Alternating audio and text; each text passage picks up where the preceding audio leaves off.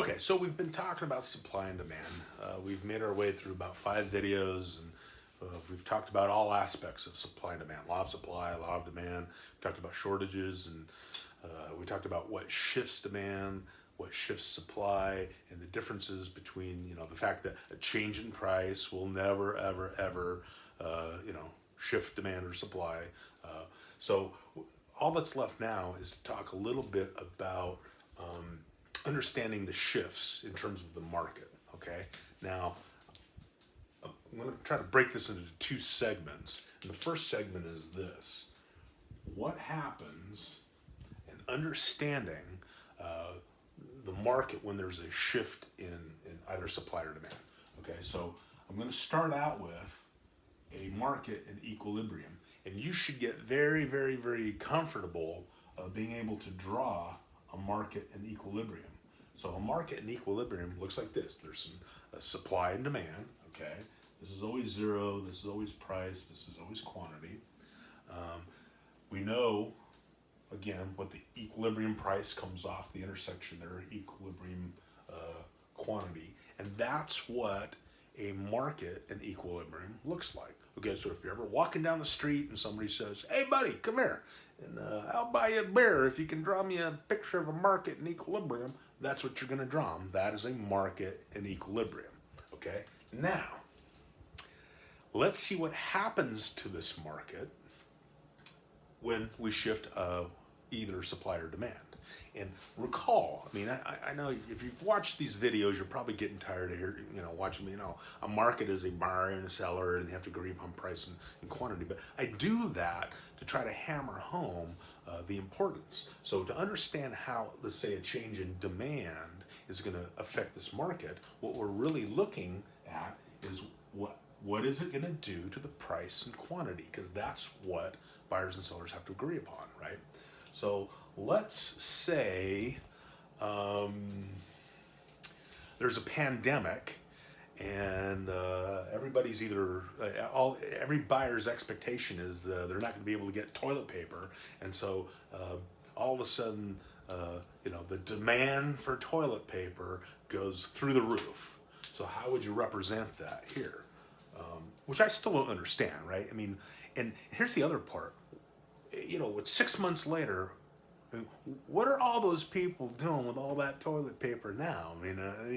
Well, whatever. Okay, so you would expect, since we're talking about buyers, that it's going to affect the demand curve, right? And if they perceive that there's going to be a problem, they're going to race out and buy a bunch. Then what is that going to do to demand?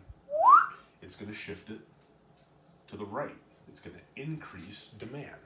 So here's what we're doing right now. What effect does an increase in demand, ceteris paribus, have on the market?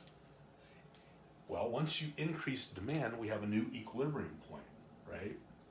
And so our new equilibrium price is higher than the old price. So it's going to increase price, and you can see that the equilibrium quantity is greater than the equilibrium quantity. So ceteris paribus, if nothing else changes and all there is an increase in demand, then you expect the market to have an increase in both price and quantity, equilibrium quantity. Okay? Not that big a deal.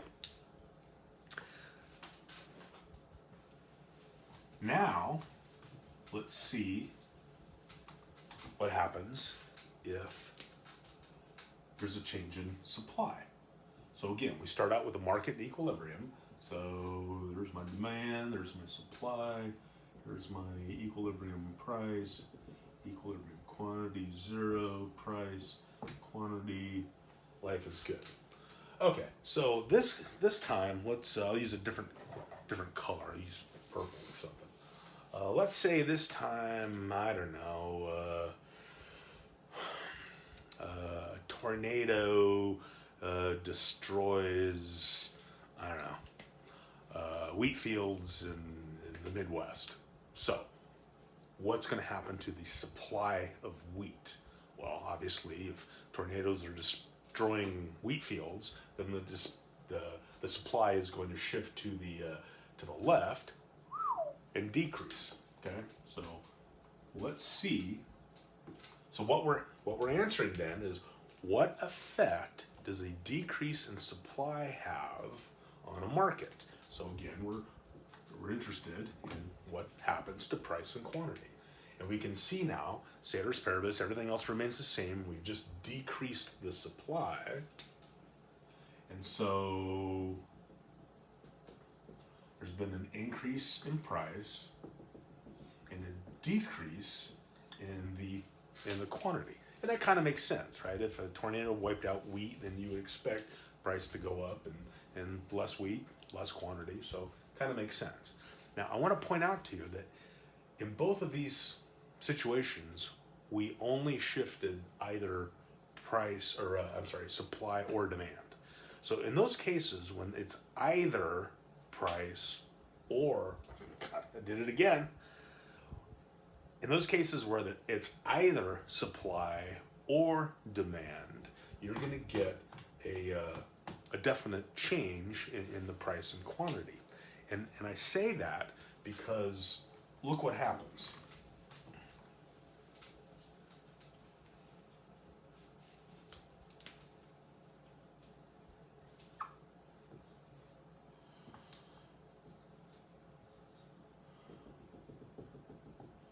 So we go back to a market in equilibrium. And this is actually I'll use a real world example, okay? My two daughters came home in March from college and have kind of been with us for 4, 5, 6 months. They both have now gone back to either college or on starting their first job, and so they're gone now. But while they were home, of course, one of the things they were doing was working out, okay, and dumbbells. So my daughters tried to find dumbbells, and this is what's going on. It's in the market of dumbbells, okay? With everybody being home, from a buyer perspective, everybody's home wanting to work out. So again, tastes and preferences, people are working out more. So the demand increased. But at the same time, for some reason, I don't know if it was number of sellers maybe, but the supply decreased, and that is actually a pretty good representation right now of what's going on in the dumbbell market. So when you have an increase in demand and a decrease in supply, how does that affect the market? And again, when I say how does that affect the market, that's code for what does it do to price and quantity. Now, here's what's kind of weird about this, so pay attention, okay? Here's our new equilibrium point, and we can clearly see that there was an increase in price, okay? What's not as clear is what happened with the quantity. And the reality is since I don't have numbers up here, you can't really tell, right? So there's not enough information to really discern what's happened to the quantity here. And if a better way of explaining that is, if you go back and rewind this video and figure out and look at what I just did a few minutes ago, you'll see the two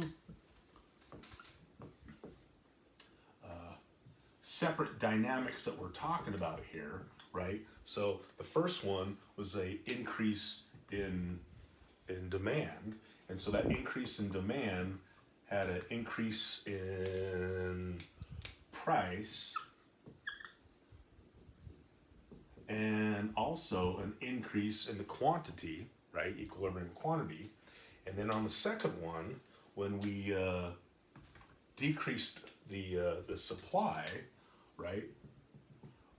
Again, we clearly saw an increase in price, but this time we saw a decrease in quantity. So these two added together result in, obviously an increase in price. But these two offset one another, and we're not sure how much, right? So we don't have numbers associated with it. So it's not. I would say that it cannot be determined. Indeterminable would be what would say there. So again, that's something worth knowing, that when both supply and demand shift, one of the components of either price or quantity is going to be indeterminable, unless you have the data and the numbers to be able to crunch it out. But at this level, in terms of what I'm doing right now, cannot be determined. Okay, and that would be probably a good thing to know. All right, that does it for chapter 4. If you want to make comments in the comment section, please do. Those of you that have my email me questions. Other than that, I'll see you in class. Thanks.